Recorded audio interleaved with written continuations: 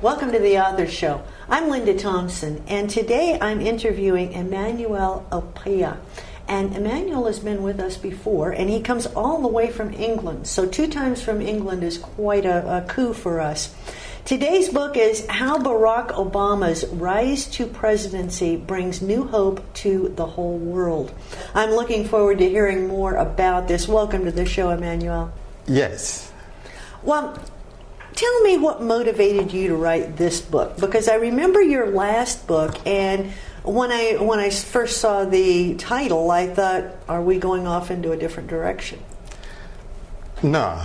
While watching the BBC News in 2007, I saw on the news the contenders for the U.S. presidential election. Among them was a young U.S. senator named Barack Obama. And he said, while declaring his intentions to run, that blacks should not be content with the notion that they should not rise above the position they presently occupy. This statement aroused my interest, and so I decided to follow every step of the race to the White House. And as at this time I said to my colleagues that this man will eventually win the race to the White House, they did not seem to agree with me because it was too early in the election. The first primaries had not even taken place. And they said to me, they cannot see America allowing a black person to be the president. But as I followed, I could see the hand of God at work. I was led to believe that God used his presidency to tell the whole world that he created all humankind equal. And as I followed the election, there were times the tides seemed to be against Barack Obama, but the Lord stepped in and turned the tides in his favor.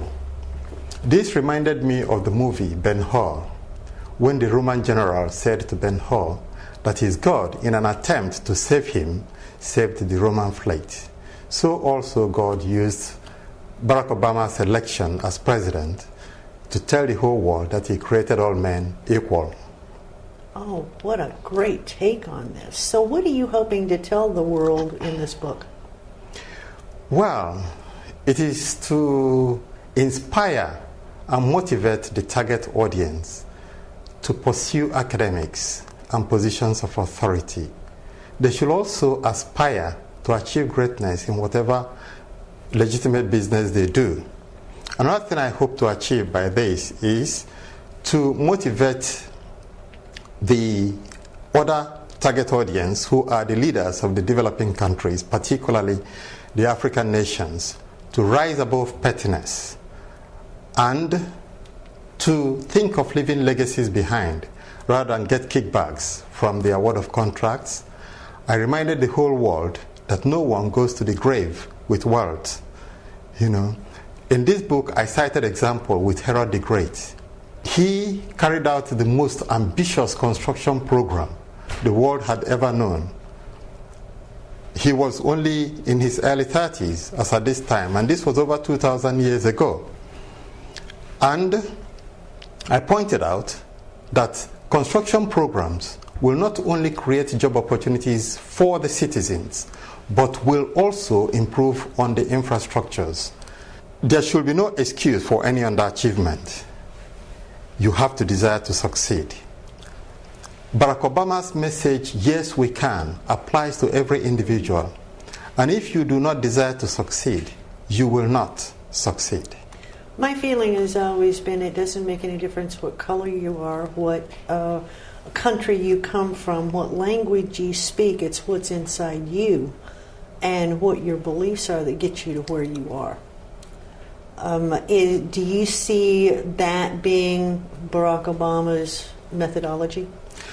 As a matter of fact, this is in part, what happened during the presidential election, because his religious standing was criticized, a lot during the presidential election.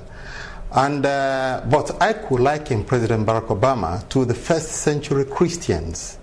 They looked after one another, and not only looking after one another, they were willing to forgive, and not only to forgive, but to forget that someone ever wished them harm and moved on. In my book, I equally pointed out that some of those who criticized or who expressed uncertainty about President Barack Obama's religious standing would have probably snapped if such lies as we are told about the president were told about them. Among the lies were that his extended family were witches and wizards. Oh, yes. And that if President Barack Obama were elected, that God will stop protecting America. But so far we have seen that the reverse is the case. God has actually used his election to reestablish friendship between America and some of her foes. Right. You talk about your target audience. Who is your target audience for this? My target audience are the African Americans, the Black British, the leaders of the developing countries, in particular African nations. Okay. Well, let me ask you this. You live in England, and you said you were following the presidential campaign, and there were people in England that says, "Oh, it'll never happen."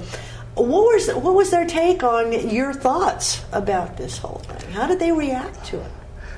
As a matter of fact, why they thought that was because of the news from America. They never see a black man rise to any good position, In fact, just during that, before the first primaries, Jesse Jackson was interviewed, and the questions put to Jesse Jackson were that how would or does he see Barack Obama succeeding? The last answer to the questions put to him was that time has come for Britain to realize that it is not only in the field of sports or music that you will find a black man excelling, that you can find a black man excelling in all walks of life. That's right. Okay, we're running a little short on time. Where can we find the book? The book could be found on my website, www.eopia.com, okay, and it could be found on amazon.com. Okay. And there is also the electronic version of the book for those who live in places or countries where amazon.com does not deliver. Okay, great. So it's electronically downloadable onto some of the readers? Yes. Wonderful. All right. In about 30 seconds, Emmanuel, what do you want our viewers today to take from your message? From my message, what I will want the viewers to take on is that the warring factions should stop fighting because they are wasting money, destroying infrastructures, fighting wars. They enrich the manufacturers of weapons of destruction, and they haven't used the money to improve infrastructure. Israel and Palestine can live side by side, as history shows, and at peace with one another without any problem. So these are the things I have seen. I reminded readers of the fight between David and Goliath. David was an Israelite, while Goliath was a Philistine, a name ancient Greek changed to Palestine. Okay. Thank you so much for joining us again today. Thank you. We hope to see you back again. Thank you very much. I'm Linda Thompson, and we hope you'll tune in next time, but I hope you'll read how Barack Obama's rise to the presidency brings new hope to the whole world. It's not a political book. It really isn't. So join us next time, because you never know what you're going to see. And remember, a book can change a life one word at a time.